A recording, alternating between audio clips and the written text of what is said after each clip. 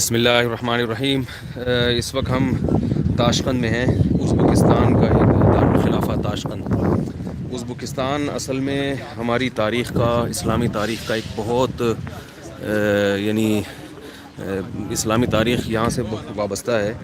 یہاں بڑے بڑے محدثین، بڑے بڑے فقہا گزرے ہیں، صحابہ کرام کی قبریں ہیں۔ ہم اکثر کتابوں میں پڑھتے تھے ماوراء النہر کے علماء، ماوراء النہر کے علماء، تو آج کبھی زندگی میں سوچا بھی نہیں تھا کہ اللہ تعالیٰ اس جگہ ہمیں پہنچا دیں گے۔ ماوراء النہر کا مطلب یہ ہے کہ افغانستان اور رشیا کے درمیان ایک دریا ہے جس کو دریائے آمو کہا جاتا ہے۔ تو نہر عربی میں دریا کو کہتے ہیں۔ تو اکثر ہم فتاویٰ کی کتابوں میں، حدیثوں میں یہ پڑھتے تھے کہ ماوراء النہر کے مشائخ یہ کہتے ہیں، ماوراء النہر کے مشائخ یہ فتویٰ دیتے ہیں۔ تو ماوراء النہر سے مراد ہوتا تھا یہ جو رشیا کی آزاد ریاستیں ہیں۔ یہاں اسلام آیا ہے صحابہ کرام کے دور میں۔ جو رشیا کی آزاد ریاستیں، ازبکستان، تاجکستان، قازقستان، تو ان میں سے ایک مشہور ریاست ازبکستان میں ہے اس وقت ہم۔ یہاں پر اسلام آیا ہے، رسول اللہ صلی اللہ علیہ وسلم کے ایک صحابی تھے، حضرت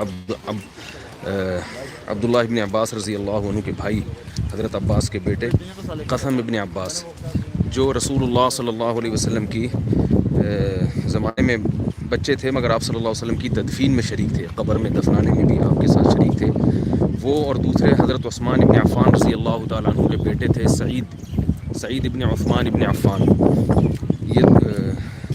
یہ دونوں حضرات یہاں آئے تھے اسلام کی دعوت لے کر، اور ان کو شہید کر دیا گیا تھا۔ ان کی قبریں بھی ہیں، موقع ملا تو انشاءاللہ ان کی قبروں کی بھی زیارت کروائیں گے۔ یہاں اس وقت اسلام آ چکا تھا خلفائے راشدین کے دور میں۔ اس کے بعد پھر باقاعدہ جو فتوحات ہوئی ہیں، وہ جس دور میں محمد ابن قاسم جو تھے، یہ تابعین کے دور کے ہیں، بالکل پہلی صدی ہجری۔ تو محمد ابن قاسم جب یہاں ہندوستان میں اسلام لے کر آئے ہیں، ہندوستان میں انہوں نے فتوحات کی ہیں سندھ کے راستے سے، تو اسی دوران قتیبہ ابن مسلم ایک بہت مشہور کمانڈر ہیں، وہ ازبکستان اور یہ جو رشیا کی آزاد ریاستیں ہیں یہاں پر اسلام کا سبب بنے ہیں۔ تو اس دور میں یہاں پر اسلام آیا، اور یہ جو جگہیں تھی اسلام کی ایک بہت بڑی تاریخ وابستہ ہوئی۔ پھر ان جگہوں نے بہت زیادہ علمی ترقی کی، مسلمانوں کے بڑے بڑے سائنسدان یہاں پیدا ہوئے، البیرونی، الفارابی اور محمد ابن موسیٰ الخوارزمی جو ریاضی کا بہت ماہر تھا، یہ سائنسدان ادھر اسی سرزمین کی پیداوار ہیں۔ اور بڑے بڑے علماء، امام بخاری، امام ترمذی، امام مسلم ابن جو صحیح مسلم کے مؤلف ہیں، اور اسی طرح امام ابو حنیفہ کے جو مشہور شاگرد تھے امام محمد، ان کے شاگرد تھے ابو حفص کبیر، وہ بھی یہیں پر تھے اور یہیں فتویٰ دیا کرتے تھے۔ تو بڑے بڑے مشائخ یہاں گزرے ہیں، بڑے بڑے صوفیہ کرام یہاں پیدا ہوئے ہیں، جن میں بایزید بسطامی رحمۃ اللہ علیہ کا نام آپ نے سنا ہوگا۔ اس کے علاوہ بھی بڑے ابو اللیث سمرقندی اور ابو منصور ماتریدی، یہ سب حضرات یہیں پر گزرے ہیں، بڑے بڑے جبال علم تھے یہ لوگ۔ تو یہ ریاستیں جو تھیں، میں تھوڑا سا تعارف کروا دوں پھر، کیونکہ علماء کے سامنے ذرا اونچی آواز میں بولتے ہوئے تھوڑا سا شرم آتی ہے تھوڑی سی۔ تو یہاں جو تھے یہ سب حضرات اندر گئے، اس دوران ہم اپنی کمنٹری مکمل کرتے ہیں۔ یہ جتنے بڑے بڑے جبال علم تھے یہاں پر، یہ بنو عباس کے جو خلافت کا دور تھا اس میں یہ بڑے بڑے جبال گزرے ہیں، اکثر ان میں سے۔ اس کے بعد پھر دور آیا بنو عباس کی جو خلافت کا خاتمہ ہوا چنگیز خان کے ذریعے۔ تو چنگیز خان جس کی قوم منگولی کہلاتی تھی، تو منگولیوں کی یہاں حکومت قائم ہو گئی اور اس نے اسلام کو تہس نہس کر دیا، لیکن اس منگولی حکومت کا بھی جلد خاتمہ ہوا، اور تیمور لنگ جسے کہا جاتا ہے، وہ جہاد میں زخمی ہو گیا تھا، لنگڑا ہو گیا تھا، اس لیے اس کا نام تیمور لنگ پڑ گیا۔ تیمور لنگ جو تھا، امیر تیمور بھی جس کو کہتے ہیں، اس تیمور لنگ نے یہاں پر پھر قبضہ کیا اور یہ تمام ریاستیں اپنے ہاتھ میں لیں، اور بہت بڑے پیمانے پر اس نے اسلامی حکومت قائم کی۔ اس میں کچھ اچھی صفات بھی تھیں، بری صفات بھی تھیں۔ یہ تقریباً بات کر رہا ہوں میں 1400 یعنی 15ویں صدی عیسوی کی، آج سے تقریباً 600 سال پرانی جو تاریخ بیان کر رہا ہوں تیمور لنگ کی. تو تیمور لنگ نے یہاں پر جو ہے وہ یہ جو عمارت ہے نا، اس میں حضرت عثمان رضی اللہ تعالیٰ عنہ کا مصحف ہے، جس کی ہم ابھی آپ کو زیارت کروائیں گے انشاءاللہ. تو جی جی جی جی کر رہے ہیں، یہ لائیو چل رہا ہے لائیو. اچھا جی. تو حضرت وہ جو تھے، کیا کہہ رہا تھا میں، وہ سارا وہ پروگرام وہ کر دیا. ہاں، تیمور لنگ کی بات چل رہی تھی. تو تیمور لنگ جو تھا نا، اس نے 45 ملکوں کو فتح کیا تھا، اور لیکن تھا بڑا ظالم جابر قسم کا آدمی. تو انہی دوران اس نے یہ ریاستیں بھی فتح کی، اور وہ یہاں ایک شہر ہے جس کو شہر سبز کہا جاتا ہے. عجیب بات ہے، ازبکستان کی جو زبان ہے اس میں اردو کے بہت سے الفاظ ہیں، بلکہ یوں کہنا چاہیے اردو میں ازبکستان کے بہت سے الفاظ ہیں. 4000 الفاظ جو ہے اردو کے، ازبکستان کے اردو میں استعمال ہوتے ہیں، اور پنجابی کے بھی کچھ الفاظ ہیں ان کی اپنی زبان میں، یعنی زبان میں. تو یہ جو ترکی ہے، ازبکستان ہے، یہاں سے ایک اور انڈیا کے ملاپ سے ایک زبان بنی تھی جسے اردو کہا جاتا ہے. تو اس لیے اس میں ازبکی الفاظ بھی ہیں اردو میں، ترکی بھی ہے. زبان ترکی زبان کے بہت قریب ہے. تو تیمور لنگ نے بڑی فتوحات کی، اور بالآخر اس نے یہاں شریعت کو نافذ کیا.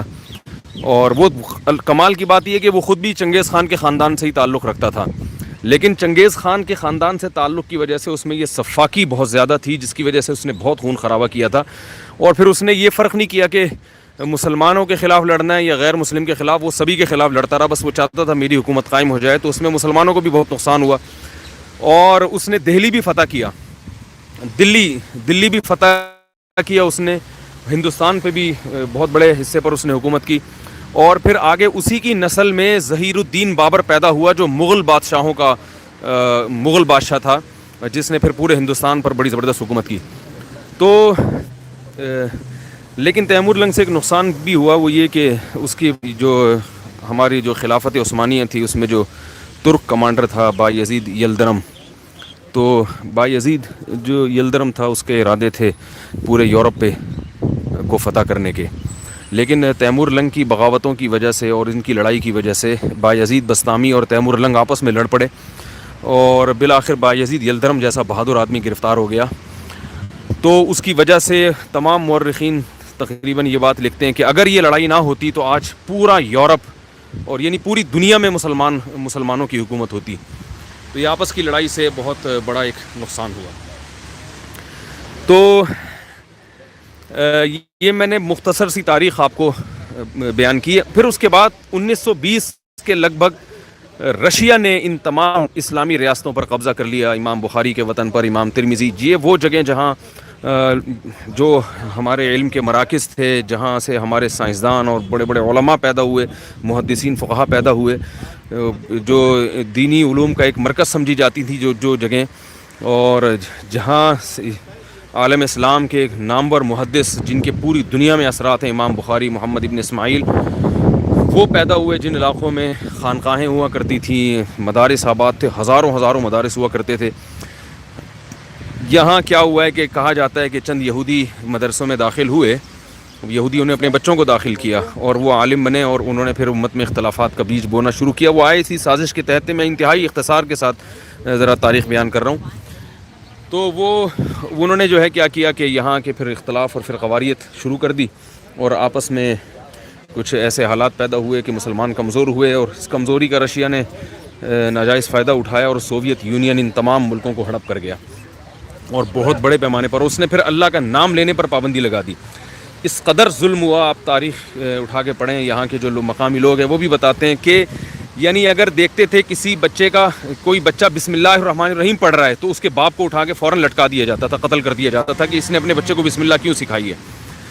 تو خواتین پر حجاب پر پابندی لگا دی گئی، مردوں کے داڑیاں رکھنے پر اور اللہ کا نام لینے پر پابندی، اور اسلامی روایات کو تہس نہس کر دیا گیا. اسی دوران مصحف عثمانی جو تیمور لنگ کسی ملک سے چھین کر لایا تھا اور بڑی حفاظت سے اس کو رکھتا تھا، اس مصحف عثمانی کو یہاں علماء نے کسی طرح دفن کیا، اور کسی طرح اس کو چھپا کے جو ہے نا وہ رشیا کے سفاک جو اس وقت لوگ تھے ان سے محفوظ کیا. اور وہ الحمدللہ جب ازبکستان آزاد ہوا ہے تو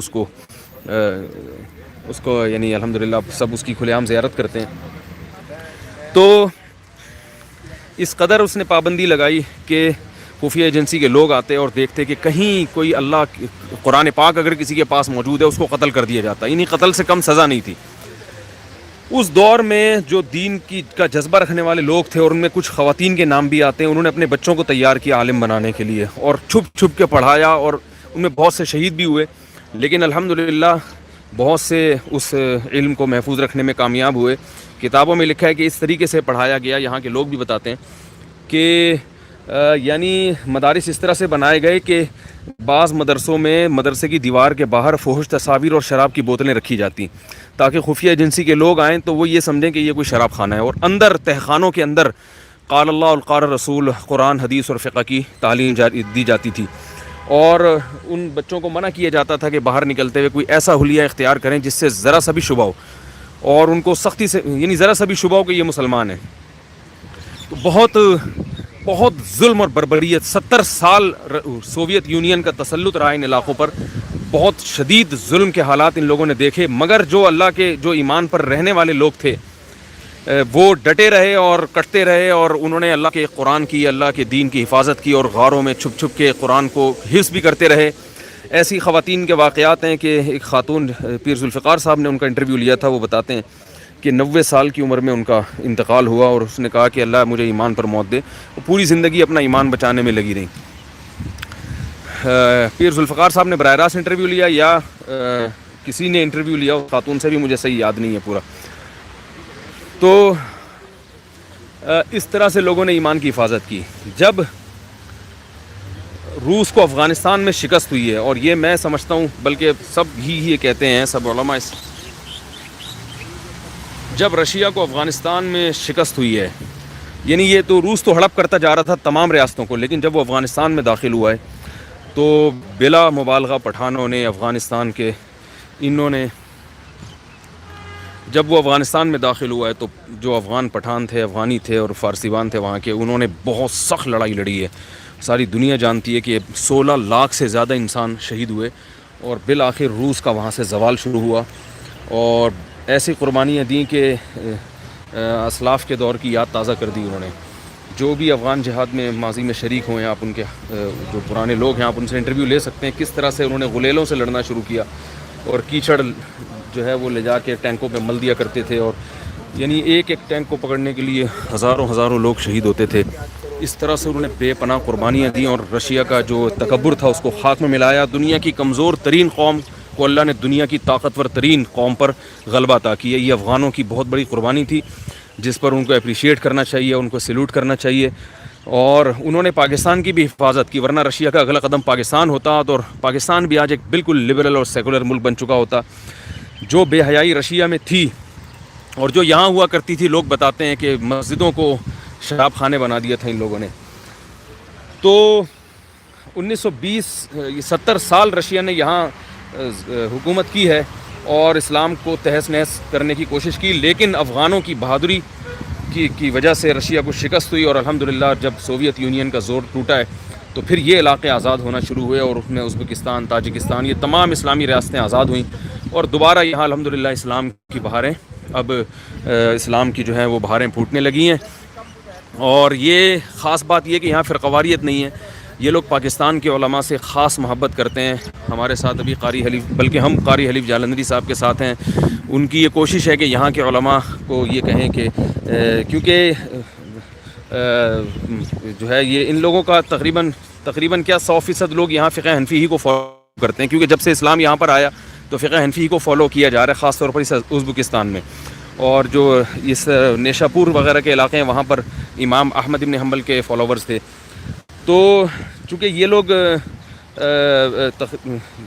ہماری ساری کتابیں یہیں لکھی گئی ہیں زیادہ تر، اور یہیں کے لوگوں کو بر صغیر میں فالو کیا جاتا رہا ہے، جس میں امام بخاری بھی ہیں۔ آپ دیکھیں کہ اتنے بڑے محدث عجمی تھے امام بخاری۔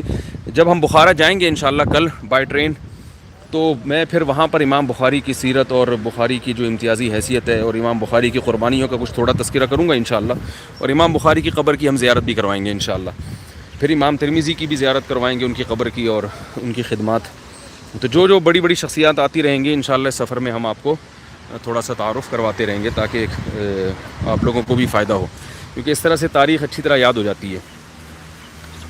تو اب یہاں پر یہ لوگ حضرت مفتی تقی عثمانی صاحب بھی یہاں آئے ہوئے ہیں، اللہ کرے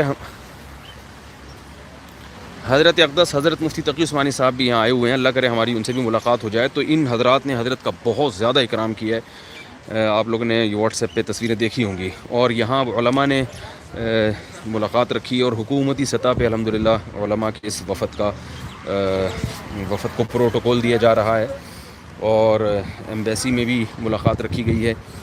تو اور میں حیران ہوا کہ یہاں پر جو ہے وہ کتابیں لانے پر پابندی ہے۔ تو ایئرپورٹ پہ ہمارے ایک ساتھی بہت ساری کتابیں لائے تھے، تو وہ چھین لی، ضبط کر لی گئی ہیں۔ میں حیران تھا کہ کتابیں کیوں نہیں اجازت، تو پتہ یہ چلا کہ یہ لوگ اس بات سے خوفزدہ ہیں کہ کہیں کتابوں کے ذریعے یہاں فرقہ واریت نہ پھیلا دی جائے، مختلف قسم کے مسلکوں کی تبلیغ نہ شروع کر دی جائے۔ تو بڑی اچھی بات ہے، مسلک پرستی پر حکومت ہی کنٹرول کر سکتی ہے۔ تو یہ مولانا اقبال قریشی صاحب ہیں، ان کا یہ احسان ہے ہمارے اوپر کہ یہ ہمیں سفر میں لے کر آئے ہیں، اور اللہ تعالیٰ ان کی خدمات کو قبول فرمائے۔ علماء کو اس طرح انہوں نے اکٹھا کیا، تھوڑا سا آپ بھی پیغام دے دیں لوگوں کو۔ بسم اللہ الرحمن الرحیم۔ الحمدللہ، یہ ہمارا سمرقند بخارا کے وزٹ پہ گروپ آیا، اور اس میں ہمارے ساتھ اکابرین علماء موجود ہیں، جن میں شیخ العلماء حضرت مولانا پیر عزیز الرحمن ہزاروی صاحب، حضرت مولانا قاضی عبدالرشید صاحب، حضرت مولانا سعید یوسف صاحب، حضرت مفتی محمد صاحب، حضرت مولانا طارق مسعود صاحب، حضرت مولانا شاہ نواز فاروقی صاحب، مولانا قاری حنیف جلندری صاحب جو وفاق المدارس کے سیکرٹری جنرل ہیں، اور اس کے علاوہ مکہ مکرمہ سے شیخ عمر حفیظ صاحب، اور ساؤتھ افریقہ سے مولانا محمد شبیر سلوجی صاحب، مولانا یوسف پٹیل صاحب، اور رائیونڈ سے پورے ملک سے الحمدللہ 70 کی تعداد میں علماء اکرام کا یہاں گروپ آیا، اور یہاں انشاءاللہ مقامات مقدسہ کی، اکابرین امت کی قبور کی، دیگر کی ہوا ہے۔ اب آپ جہاں سے ایک منٹ شروع سے جی، حضرت عثمان کا نسخہ جو ہے، جی یہاں پر الحمدللہ ایک خستہ امام ہے، یہاں پہ وہ قرآن پاک کا نسخہ موجود ہے جو سیدنا عثمان رضی اللہ تعالیٰ عنہ کے دور میں لکھا گیا، اور آج یہ حقانیت اسلام ہے کہ اس قرآن پاک کے نسخے میں اور پاکستان کے اندر جو قرآن پاک کا 1400 سال بعد قرآن پاک کا نسخہ ہے، کوئی فرق نہیں ہے۔ اس پہ سیدنا عثمان کا خون کے آخری لمحات میں قطرے بھی گرے، تو انشاءاللہ ہم اس کی زیارت کریں گے۔ مفتی طارق مسعود صاحب ماشاءاللہ ہر جگہ ہمارے ساتھ ہوں گے اور آپ تک یہ پیغام پہنچائیں گے۔ وآخر دعوانا ان الحمدللہ رب العالمین۔ یہ کتنی دیر بعد، تاکہ میں لائیو ابھی رہوں یا اس کو آف کر نہیں، دوں؟ آف کر دیجیے، ابھی نماز پڑھ کے اس کے بعد۔ اچھا، ابھی نماز پڑھیں گے انشاءاللہ، اس کے بعد پھر زیارت کریں گے۔ جزاک اللہ۔ ابھی نماز پڑھ کے بندہ آپ کے ساتھ بنائے گا، جی ٹھیک ہے۔ ہم اس کی ڈیوٹی لگا دیتے ہیں نا، ساتھ وہ انشاءاللہ کر لیں گے۔